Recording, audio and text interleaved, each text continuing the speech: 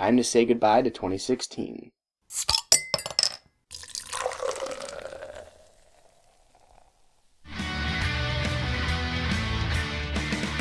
Hey guys, Shawn here from the Everyday Aficionados, and 2017's here, so just like I did last year with 2015, it's time to go through my top 10 beers reviewed in 2016. Really quick though, a couple of rules for this list. There's only one entry per brewery this year. Unlike last year with Grimm, which kind of dominated the channel, I don't think there was any brewery in particular this year that really dominated. The only brewery that might have been hurt by this rule is Treehouse. They're the only ones that I think might have snuck a second beer on the list, but other than that, I think 10 different beers from 10 different craft breweries would be a very fair representation of the channel this year. In order to make up for this new rule, I'm going to do some honorable mentions. Also, a couple of other rules. It has to be something that I reviewed on the channel, and it can't be something that I put on the list last year. Try not to take this too literally. I mean, it's so subjective. It's going based off of my memory, which doesn't always serve me correctly. And I go back and forth on the order all the time. So, I mean, just last year I flipped the number 1 and the number 2 beers after the video was uploaded. Although this year I will say there's a pretty clear-cut number 1 for me. And really quick, you'll notice that if you've been paying attention to the channel that I've had a lot of videos uploaded recently. And that's because I went to do the list and then I realized a lot of the beers that I wanted to put on it, I hadn't edited the reviews yet and uploaded them. So you'll notice that a lot of the beers that are on this list are ones that I recently uploaded. Now that I got that out of the way, without further ado, here are my top 10 beers reviewed in 2016.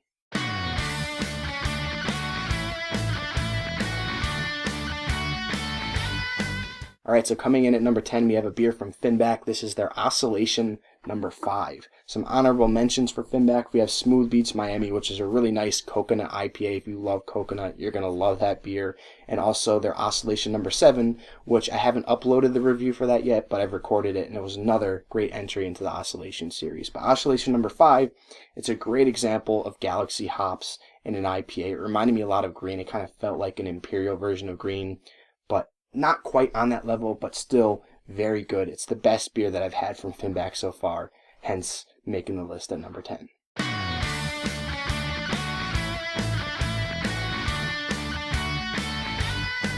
Alright, so coming in at number 9, we have Representation from Hoof. I reviewed 3 beers from them in 2016, and they immediately became one of my favorite breweries. This is their Dragonsaddle Triple IPA.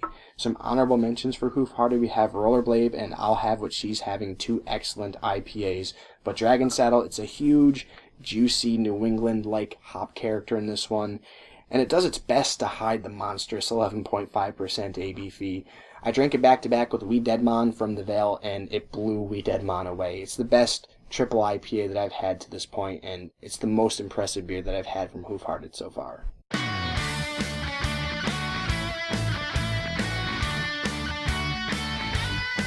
Coming in at 8, we have to go all the way back to last February for the review of this beer, but it's the brewery that dominated the list last year. This is Grimm with their Lambo Door. Some honorable mentions include Lumen and Magnetic Compass. Lambo Door, more of that gummy bear-like, candy-like hop character from Grimm. There was a re-release of it this fall. I had it, but I didn't review it. I didn't think it was quite as good as the first release back in last February, which may have hurt its ranking on the list a little bit, but regardless, Lambo Door is still an amazing double IPA, one of the better double IPAs from Grimm. I could definitely see the argument being made to put either Magnetic Compass or Lumen over this on the list, but this was my favorite release from Grimm in 2016.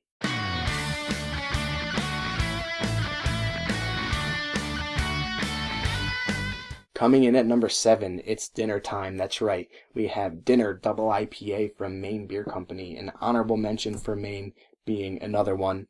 There's a lot of hype surrounding Dinner, and often I tend to find that beers that have so much hype surrounding them, they can disappoint sometimes, but not with this one. There's a huge punch of juicy, tropical, citrusy character. It's definitely not a prototypical New England IPA, but it drinks with some of the best IPAs the New England area has to offer. It's super limited, but it's super good and easily my favorite beer from Maine Beer Company.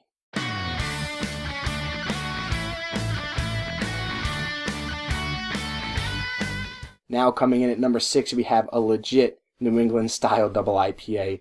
This is from Trillium, and it's their Vicinity. Got a bunch of honorable mentions for Trillium. They're double dry hop scaled, like Whoa, double dry hop 4-point. Metal, I reviewed a bunch of their beers this year.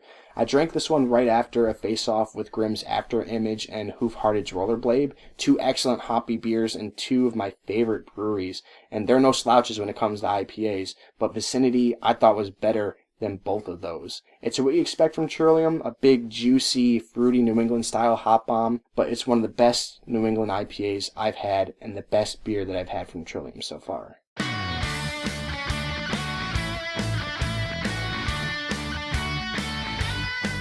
Coming in at number 5, we're going back to Bourbon County one more time.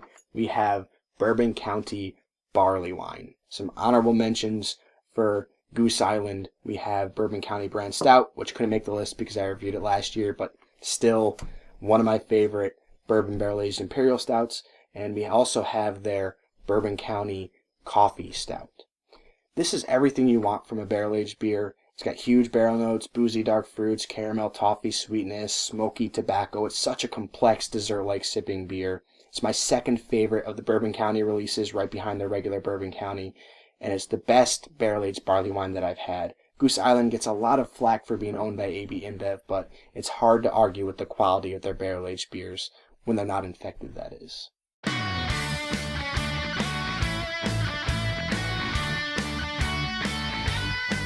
Making its way to number 4 on the list this year, we have a beer from Prairie Artisan Ales. This is their Apple Brandy Barrel Noir.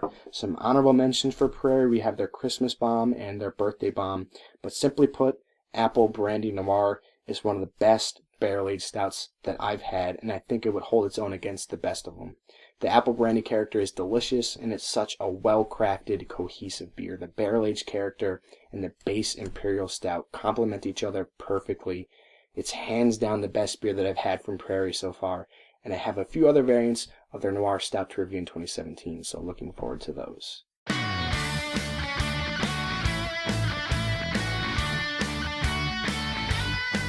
Coming in at number 3, we have a new brewery in New York, one that really excites me. This is Equilibrium with their MC² Double IPA. An honorable mention for Equilibrium being their Photon Pale Ale, which is basically a lighter version of MC², but MC² is a hazy, juicy, tropical stone fruit bomb. It reminded me a lot of a Treehouse beer. For a brewery to be putting out a beer of this quality, a double IPA of this quality, before they've even opened the doors of their brewery to the public yet, it's super impressive. I think New York might have their own Treehouse level brewery on their hands. And like I said, it's got me super excited. I cannot wait to try more of their beers in 2017. And I can't wait to visit the brewery when they finally open.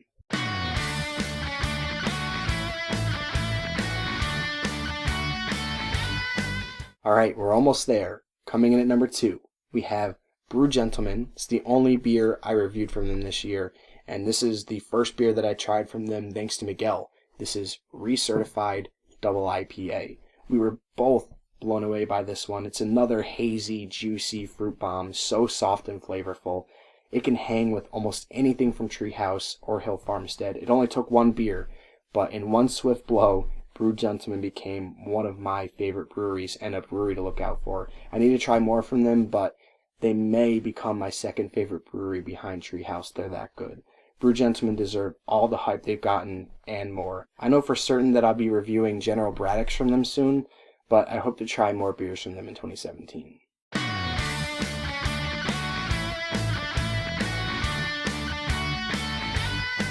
Finally, coming in at number 1. It's probably not a surprise. It's the same brewery that topped the list last year after I did my post-video rearrangement.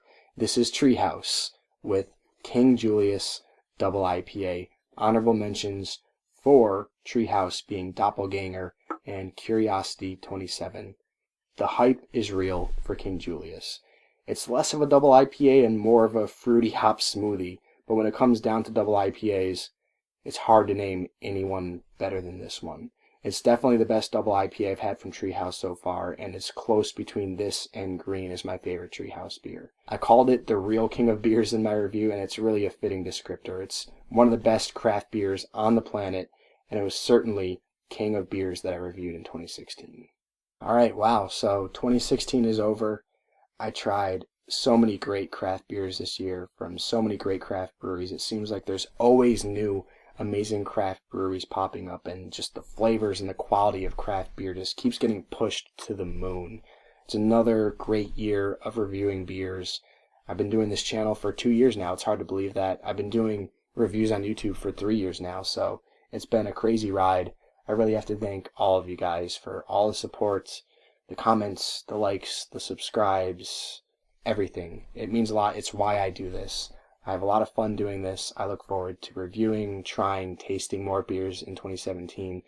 Seeing the trends in craft beer, that's always really interesting too. Curious to see what kind of pops up in 2017. And maybe, just maybe, I'll finally be able to catch up on editing in 2017. That would be nice. Okay, so now is the part where I get to ask you what your favorite beers of 2016 were. So get to typing. Let me know in the comments below.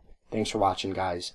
Have a happy new year. Remember, drink responsibly and passionately. Be safe, and I'll see you on the other side.